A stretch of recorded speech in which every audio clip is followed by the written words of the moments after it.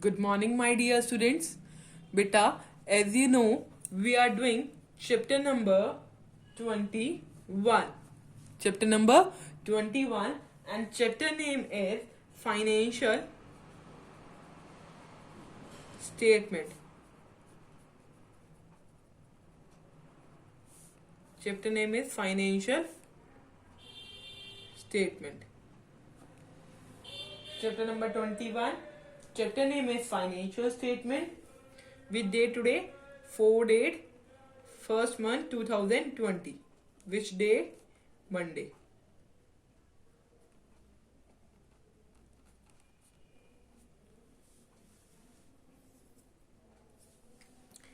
In this topic, in this chapter, financial statement, we have covered some of the topic which are trading account, from which we get gross profit. Next topic which we have covered is operating profit, which we calculate as operating profit minus में operating expenses. I've told you in detail what does the operating expenses means. ठीक है. Next we come to net profit. Okay, this also we have completed. Net profit कैसे निकालते हैं? Operating profit minus non operating expenses plus non operating incomes. ठीक है. इसके बाद today's our topic is balance sheet. Today's our topic is balance sheet. Which one is important topic? Because without balance sheet our financial statement topic is not complete. Okay, balance sheet. After ascertaining the net profit or loss, net profit और loss निकालने के बाद of the business enterprises, the businessman would like to know the exact financial position of business. net profit निकालने के बाद businessman को exact financial position पता करनी होती है business की. Okay. So for this purpose, net financial position पता करने के लिए, for this purpose, a statement is prepared. एक statement prepare होती है which contain all asset and liability of business enterprises. The statement so prepared is called balance sheet.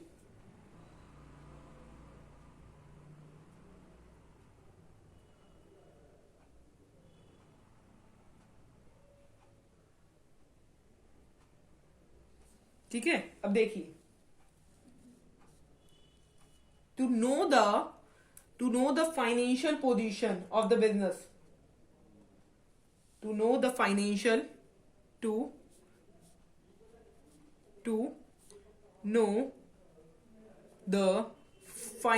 position, हर एक businessman को net profit और नेट लॉस असर्टेन करने के बाद financial position पता करने की नीड होती है.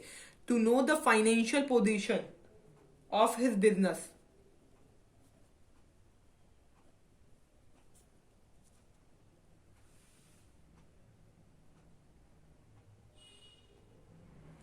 To know the exact financial position of business,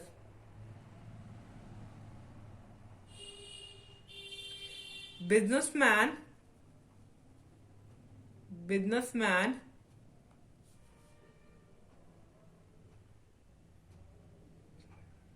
जो है प्रिपेयर करता है a statement. businessman prepare a statement which contains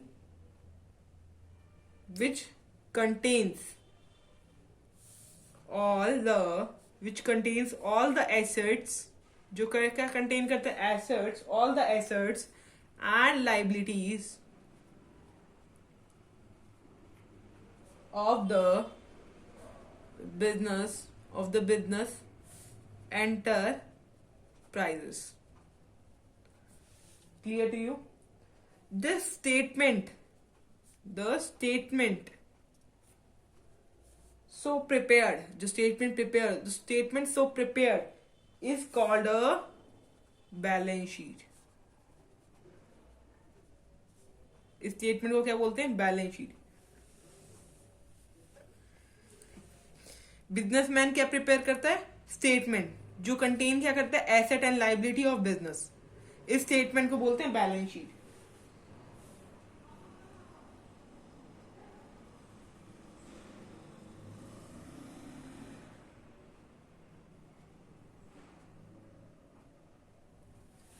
because क्यों? बिकॉज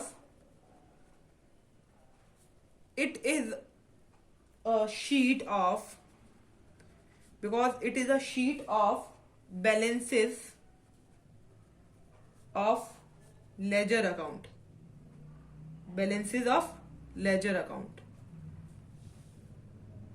वो शीट है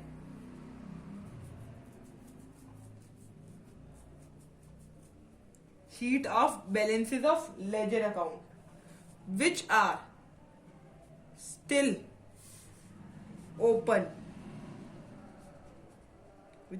open after the transfer of all nominal account to the trading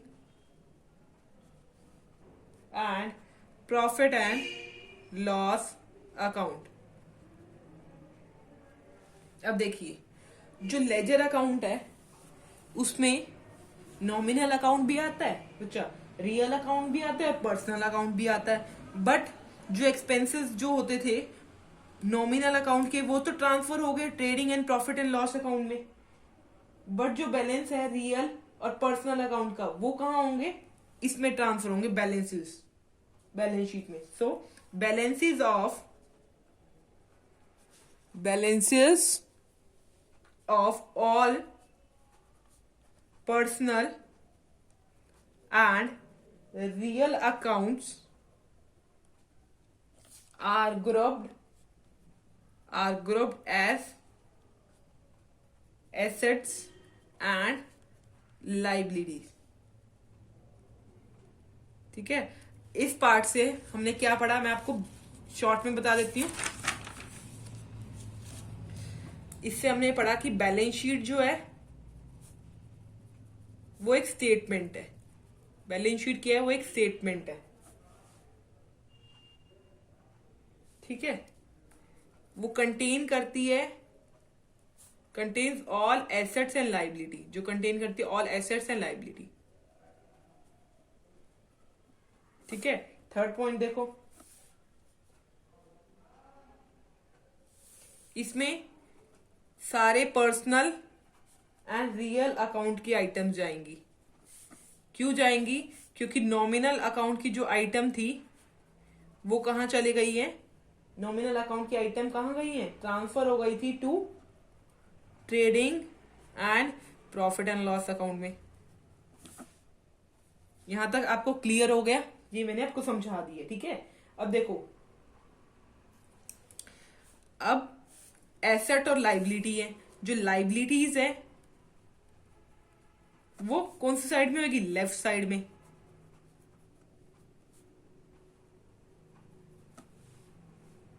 left hand side लिख रही हूं ना मैं. लेफ्ट हैंड साइड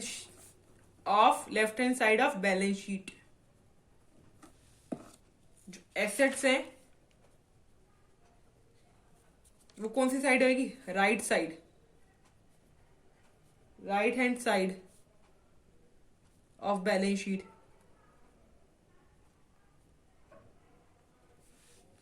एसेट जो है वो राइट हैंड साइड है बैलेंस शीट की. लाइबिलिटीज जो है लेफ्ट हैंड साइड है बैलेंस शीट की.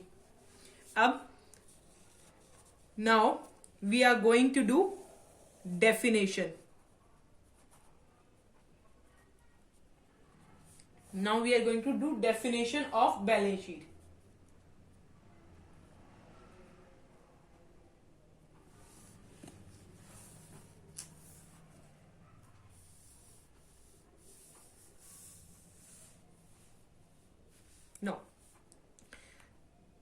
the balance sheet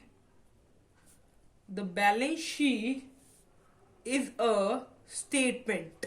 अभी मैंने बताया balance sheet is a statement at a particular date. ये पर्टिकुलर डेट पे होती है. जैसे आपने trading and profit and loss account पढ़ा था, तो फॉर द ईयर एंडिंग होता है वो. ये मैंने आपको अपनी प्रीवियस वीडियो में पढ़ा चुकी हूं मैं इसमें. फॉर द ईयर एंडिंग, क्योंकि ट्रेडिंग और प्रॉफिट एंड लॉस ईयर के लिए बनता है, फॉर द ईयर. ठीक है.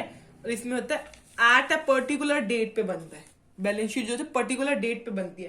At a particular date showing, क्या शो करती है? On one side, showing on one side the traders property.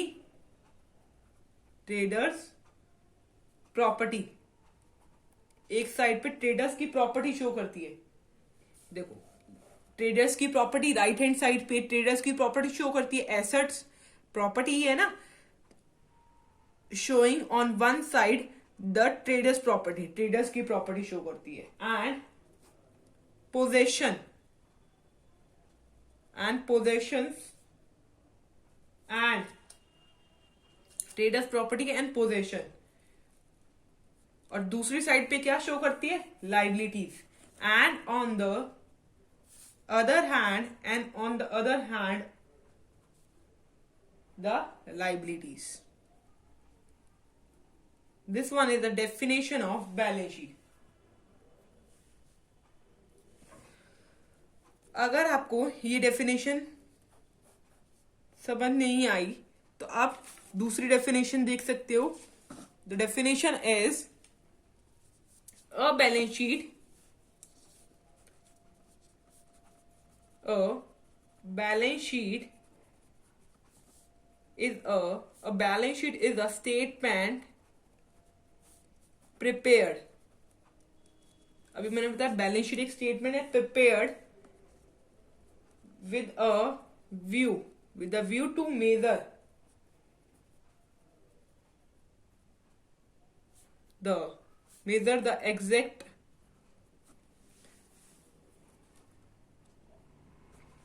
The balance sheet is a statement. Balance sheet क्या है? एक स्टेटमेंट है जो प्रिपेयर्ड होती है with the view to measure the exact financial position.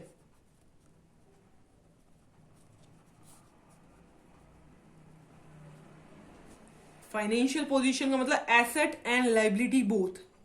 With the view to measure exact financial position of a business. Financial position किसकी? Of a business on a certain fixed date पे होती है.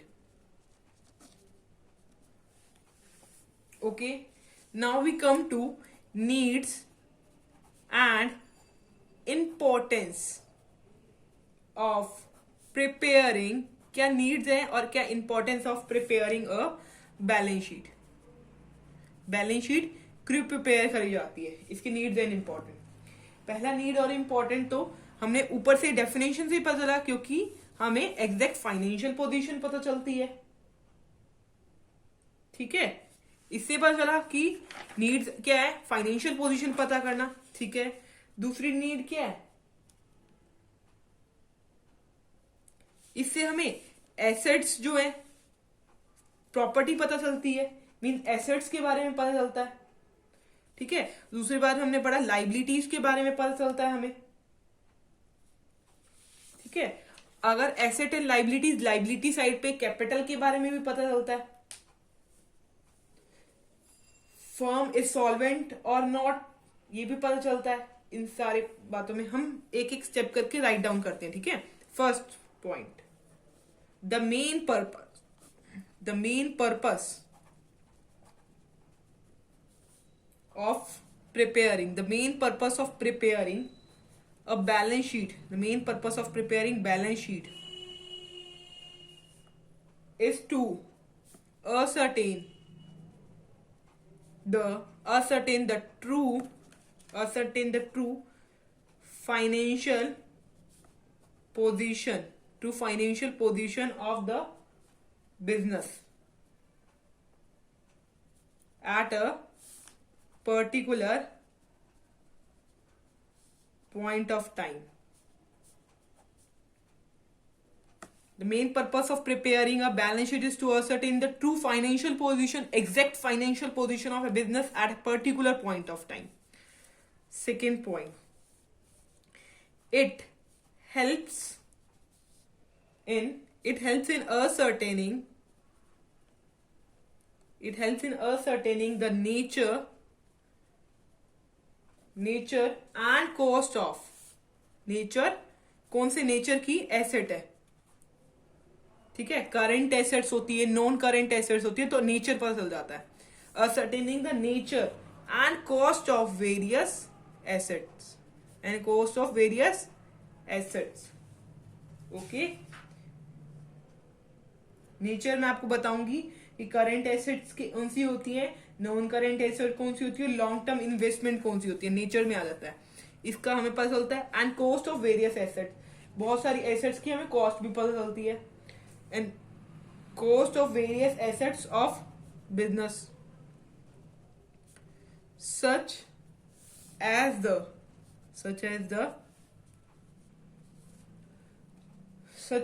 the क्या amount of asset side में closing stock पता चलता है. Closing stock का क्या मतलब होता है, the stock which is remain unsold in the current year में जो स्टॉक अनसोल्ड रह गया करंट ईयर में, तो उसको बोलते हैं क्लोजिंग स्टॉक. की अमाउंट पता चलती है. डेटर्स की अमाउंट पता चलती है. Amount owning from debtors. Amount of fictitious asset.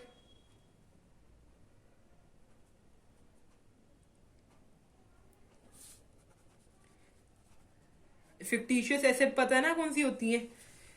Fictitious asset में शो करी जाती है, बड़ी एक्सपेंसिव होते हैं, जो हमने बिजनेस स्टार्ट करते टाइम पे लगाए होते हैं, जैसे एडवर्टीजमेंट पे जो लगाए होते हैं, तो ये एसेट पे माने जाते हैं. तो फिक्टिशियस एसेट. ठीक है बच्चा. अब देखिए, let's we come to third point.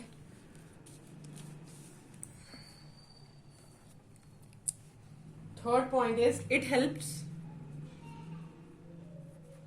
in determining the nature and amount of various liabilities. अब देखो, एसेट के बारे में पता चला तो लाइबिलिटीज के बारे में भी पता चल रहा है, जो लेफ्ट हैंड साइड पे लिखी हुई है. And the amount of liabilities of the business. Third point clear to you बच्चा. Next we come to fourth point. It gives information about the exact amount. It gives information about exact amount of capital. As you know, जो amount invested होती है starting of the business by the businessman is called as capital, जो liability side में लिखी जाती है. तो it gives information about the exact amount of capital at the end of the year. End of year पर चलती है. And the addition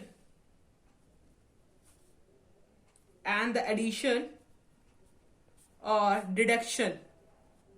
deductions भी होती हैं कैपिटल में. अगर ड्राइंग हो रही है तो डिडक्शन हो जाएगी ना.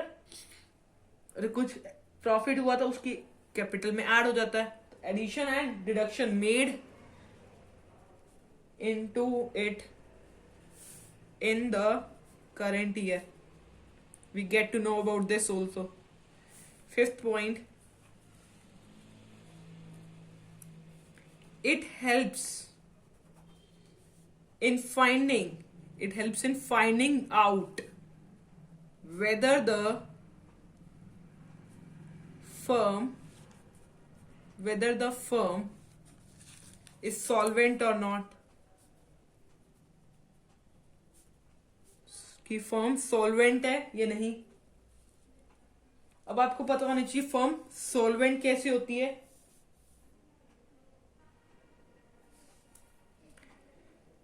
The firm is solvent if the the asset exceeds the external liability। जब एक्सटर्नल लाइबिलिटी से ज्यादा एसेट्स हो हमारे पास तो ये सॉल्वेंट फर्म होती है, और अपोजिट जब होगा तो इंसॉल्वेंट फर्म होगी। And it would be insolvent if external liabilities are more than asset, if opposite in the case। Done। Next one is sixth point. Which one is the last point? It helps in preparing the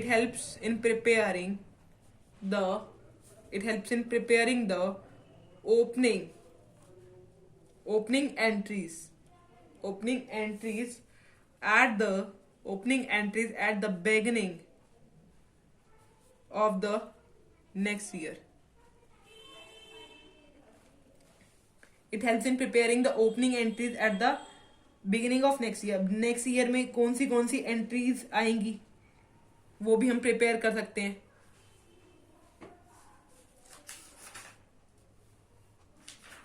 ठीक है, let's come to drafting of balance sheet. Characteristics of balance sheet.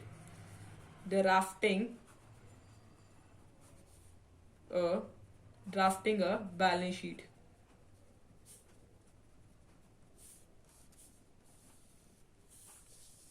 Characteristics of balance sheet।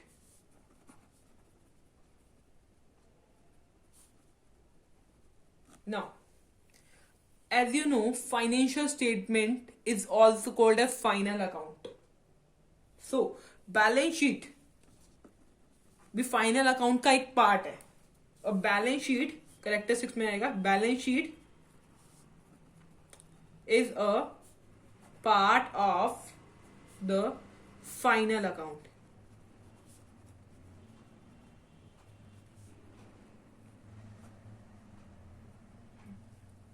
This is the reason that the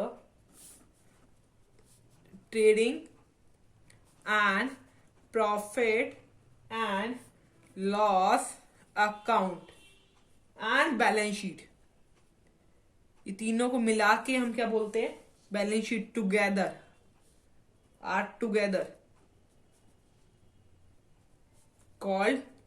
called final accounts। This one clear. Next point इसी में ही है, balance sheet is not an account. Balance sheet is not an account, balance sheet is a statement. Balance sheet जो है एक statement है, not a account. ठीक है, फिर आप बोलोगे मैम ये तो बात आप पहले भी बता चुके हो, अब भी बता रहे हो, तो वो डिफरेंस क्या है इसमें? ये है कि इसमें कोई डेबिट साइड और क्रेडिट साइड नहीं होती। जैसे अकाउंट में क्रेडिट साइड और डेबिट साइड होती है, तो इसमें कोई डेबिट साइड और क्रेडिट साइड नहीं होती। इट हैज नो डेबिट और क्रेडिट साइड। जब डेबिट साइड और क्रेडिट साइड नहीं है तो हम टू और बाय वर्ड भी यूज नहीं करेंगे। And such as the words to and by are not used before the names of accounts। The name of accounts written therein। This thing clear to you? हमने पढ़ा है balance sheet जो है, क्या पढ़ा था? बैलेंस शीट जो है वो एक समरी है किसकी, पर्सनल और रियल अकाउंट की। Balance sheet is a summary of the personal and real account.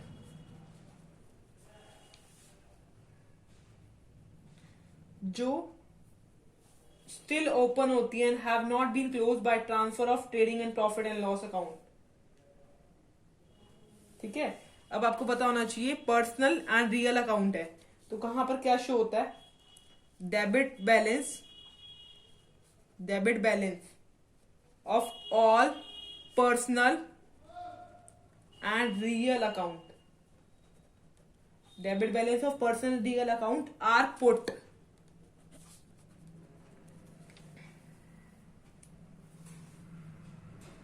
on right hand side, ठीक है, known as asset side। ठीक है, credit balance are put on left hand side, known as liabilities side. देखो personal account की दो side होती है, debit side credit side. तो रियल अकाउंट और पर्सनल अकाउंट के जो डेबिट बैलेंस होंगे वो कहां जाएंगे, एसेट साइड पे, और जो क्रेडिट साइड होगी वो कहां जाएगी, लाइबिलिटी साइड पे। अब देखो, अब आपको याद कि जो टोटल बैलेंस होते हैं डेबिट साइड और जो बैलेंस शीट के दोनों साइड्स के बैलेंस होते हैं वो इक्वल होते हैं। अगर इक्वल नहीं होते कोई ना कोई एरर होगा, तो लिखेंगे the totals of two sides of balance sheet, the total of two sides of balance sheet must be equal if the totals are not equal। अगर टोटल इक्वल नहीं है there would be an error। Clear to you. Fourth point जो है, balance sheet is prepared on a particular date not for a fixed period. लिखेंगे balance sheet is prepared on a particular date पे prepare होती है, and not for a fix period के लिए prepare नहीं होते, पर्टिकुलर डेट पे होती है prepare.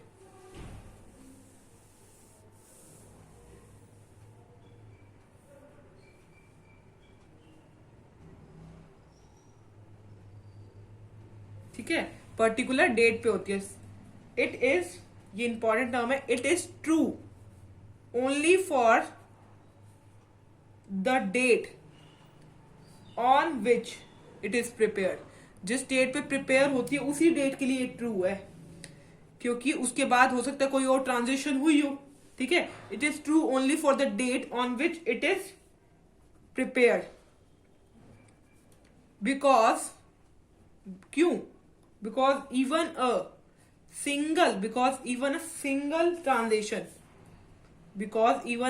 Transaction would cause a change in asset and liabilities।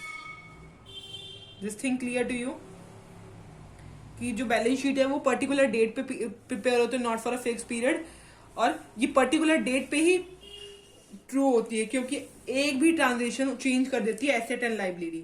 Fifth point and last point, it shows the financial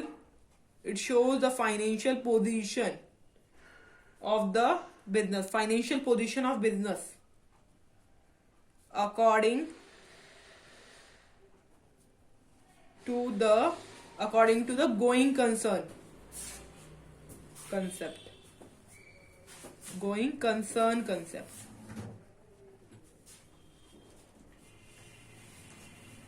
Okay bachcha, if you have any doubt in this topic then you can ask from me. Thank you very much.